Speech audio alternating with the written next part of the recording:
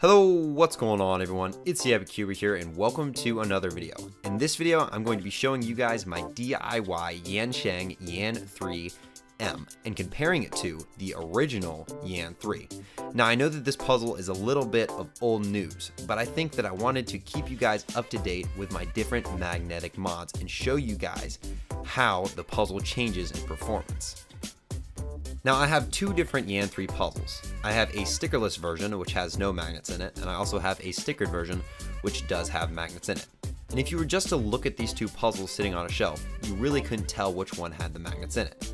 They're both exactly the same size still, at 56 millimeters. However, when you pick up the puzzle, that's when you can begin to tell a difference. The stickered version, with the magnets in it, is slightly heavier, because of the added hardware, of course. However, when you begin turning these puzzles is when you really begin to notice a difference. As a baseline, the stickerless YAN3 has a scratchy feel which is reminiscent of the Kongsdesign Meiying or the Guoguan Yue Xiao. And the stickered version does still maintain this. However, for the stickerless version, I had to keep it on a little bit of a tighter tensions to avoid corner twisting and it popping. This is a problem that is eliminated with magnets in the stickered version. Because the magnets help to hold together the puzzle, you can keep the puzzle on looser tensions. As a result of this, the turning on the magnetic version is faster, and it also has slightly improved corner cutting. The feel of the magnetic version also has changed a little bit, and it's interesting to say the least. I still haven't quite decided whether it's a good thing or not, even though I've had this puzzle for quite a long time. There is a pretty significant click at the end of each turn, and that is because the plastics in the YAN3 are pretty thin, so you can feel the magnets more than you could in a thicker plastic puzzle.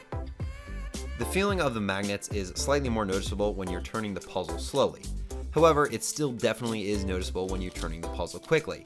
There still is a bit of an abrupt stop at the end of each turn. And this does tie into why magnetic cubes were created in the first place.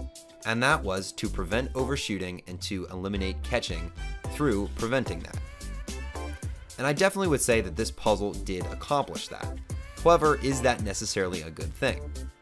While I definitely do enjoy the feel of this puzzle, it kind of throws me off a little bit, because I'm so used to using non-magnetic puzzles that when I feel that abrupt stop, it kind of tricks me a little bit, and I have a tendency to mess up algorithms because of it.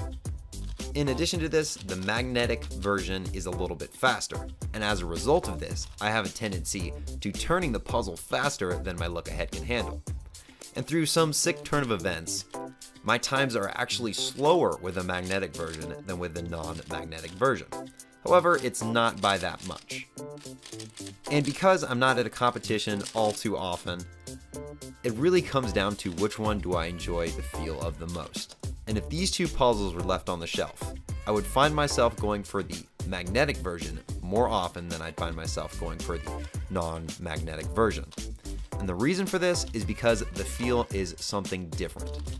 It's not your same monotonous solve, and as a result, it can make it slightly more enjoyable to solve the puzzle. So should you guys go ahead and make a magnetic puzzle? Out of any puzzle, it really doesn't have to be the YAN3. I would say yes, definitely go for it. I feel like the result is definitely worth the work. Sadly, we have just reached the end of this video. I hope that you guys did enjoy. If you did enjoy, be sure to leave a like, and if you'd like more content, please subscribe. I'm TheEpicCuber, and you have an epic day. Bye!